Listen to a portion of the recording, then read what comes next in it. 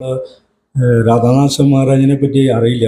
നമ്മുടെ സർവകാല പ്രഭു, വാസുദേവ പ്രഭു, ഇവരെല്ലാം ജയപ്രകാശ് മഹാരാജിൻ്റെ ശിഷ്യന്മാരാണെങ്കിലും എല്ലാ സമയത്തും രാധാനാഥ മഹാരാജിൻ്റെ ആ ഹ്യൂമിലിറ്റി, ക്ഷോഭി പ്രഭു എടുത്തു പറഞ്ഞ പോലുള്ള ആ ഹ്യൂമിലിറ്റി വളരെ എടുത്തു പറയാറുണ്ടായിരുന്നു.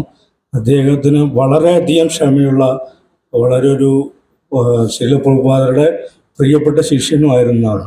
അതുപോലെ തന്നെ ഏത് സമയത്തും നമ്മുടെ ജയപ്രകാശ് സ്വാമി മഹാരാജിൻ്റെ ആരോഗ്യ പ്രശ്നങ്ങൾ എല്ലാ സമയത്തും വിളിച്ചു ചോദിക്കും. അവർ ഗോഡ് ബ്രദേഴ്സ് തമ്മിൽ അവർ തമ്മിൽ അത്രയും അടുപ്പമാണെന്നാണ്.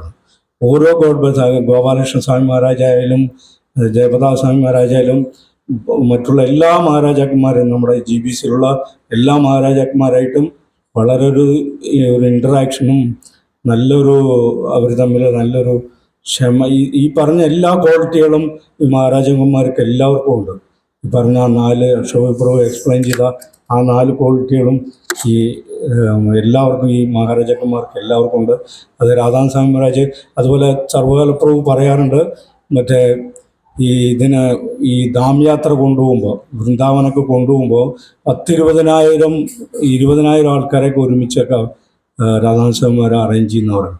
അവർക്കുള്ള പ്രസാദം, എല്ലാ കാര്യങ്ങളും അതിനെല്ലാം ഭയങ്കര പ്ലാനിങ് ആയിട്ട് വളരെയധികം നല്ല രീതിയിലാണ് കൊണ്ടുപോകാറ്. ഇപ്പോൾ ഈ സർവകലാപ്രഭു ഇതിനിടയ്ക്ക് വന്നപ്പോൾ, കഴിഞ്ഞ ആഴ്ച നമുക്ക് ക്ലാസ് എടുത്തില്ലേ, അതിന് മുമ്പ് ഒരാഴ്ച മുമ്പ് ഇരിഞ്ഞാലക്കുടയിൽ വന്നിരുന്നു. അവിടെ നിന്നും പറഞ്ഞു അദ്ദേഹം.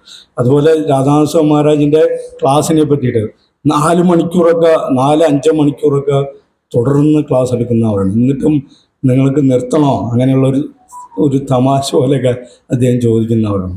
അപ്പോൾ അത്രയും അതാണ് അദ്ദേഹം. അങ്ങനെ വളരെയധികം പ്രഭുപാദരുടെ പൂർണ്ണ ശക്തിയൊക്കെ കൊടുത്ത ഈ മഹാരാജാക്കന്മാരെയൊക്കെ നമുക്ക് എന്തോരം നമ്മൾ പുണ്യം ചെയ്തവരാണ് നമുക്ക് ഈ ശിഷ്യന്മാരാകാൻ പറ്റിയത്.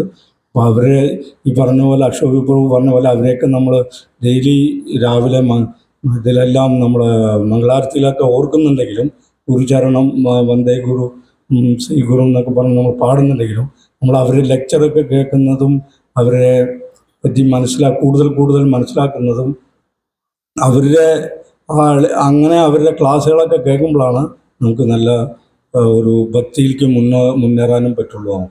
അത് ഇത്രയൊക്കെയാണ് ഞാൻ മനസ്സിലാക്കിയിരിക്കുന്നത്. രാധാസ്വാമിയെ ഇൻഡിവിജ്വലായിട്ട് ഇതുപോലെ പറഞ്ഞ പോലെ, നരോത്തം ദാസ് പ്രഭു പറഞ്ഞ പോലെ, അദ്ദേഹം പല മേഖലകളിലും സഞ്ചരിച്ച് വന്നവരാണ്. ഹിമാലയത്തിലൊക്കെ പോയിട്ട് ആ സന്യാസിമാരുടെ അവിടുത്തെ ജീവിത രീതി എല്ലാം മനസ്സിലാക്കിയിട്ട് അവസാനമാണ് അദ്ദേഹം ഈ കൃഷ്ണാവബോധത്തിൻ്റെ ഈശ്വര പ്രഭുപാദരുടെ അടുത്ത് വന്ന് പെടുന്നത്. ഇവൻ നിർവ്യക്തിഗതിവാദം, അതെല്ലാ കാര്യങ്ങളും ശങ്കരാചാര്യരുടെ ആ രീതികളെല്ലാം അതെല്ലാം മനസ്സിലാക്കി, അതുപോലുള്ള പല പഴയ ഗ്രന്ഥങ്ങൾ അദ്ദേഹം വായിച്ചിട്ടുണ്ടെന്നവരാണ്. അദ്ദേഹം അങ്ങനെയെല്ലാം മനസ്സിലാക്കിയിട്ടാണ് ഈ രാധാനാഥ സ്വാമി മഹാരാജ് അവസാനം നമ്മുടെ ഈ കൃഷ്ണാവബോധത്തിൽ നമ്മൾ ഇതുപോലുള്ള കുറേ നല്ല ഭക്തന്മാരെ ഉണ്ടാക്കാൻ. അദ്ദേഹത്തിൻ്റെ ഗ്രൂപ്പ് എന്ന് പറയുന്നത് തന്നെ ഭൗതികമായിട്ടും വളരെയധികം വിദ്യാഭ്യാസമുള്ള IIT വളരെ റാങ്ക് ഹോൾഡേഴ്സൊക്കെയാണ്. അതുപോലെ ഡോക്ടേഴ്സ്, വലിയ ഭൗതികമായിട്ട് അധികം വിദ്യാഭ്യാസമുള്ള എല്ലാ ഡിസൈപ്പിൾസും ഉണ്ട്. അതിനനുസരിച്ച് ആ പ്ലാനിങ് അനുസരിച്ചിട്ടാണ് അവർക്കൊക്കെ അതിനുള്ള സേവകളും കൊടുക്കുന്നുണ്ട്. ഇപ്പോൾ ഈവൻ വാസുദേവ പ്രഭു ഞങ്ങൾക്ക് ക്ലാസ് എടുത്ത അദ്ദേഹം ഒരു IIT വളരെ ഹോൾഡറാണ്. അദ്ദേഹത്തിനാണ് ഇക്കോ വില്ലേജിൻ്റെ കുറേ ചാർജൊക്കെ കൊടുത്തിരിക്കുന്നത്. അതുപോലെ ഗൗരംഗ പ്രഭു, അങ്ങനെ നല്ല ഡിസൈപ്പിൾസ് രാധാനാഥ സ്വാമി മഹാരാജിന് ഉണ്ട്. അപ്പോൾ ഇത്രയൊക്കെയാണ് ഞാൻ അദ്ദേഹത്തിനെ പറ്റി മനസ്സിലാക്കിയിട്ടുള്ളത്. ഹരേ കൃഷ്ണ. ഹരി ബോൾ. Hare Krishna. Thank you Prabhu.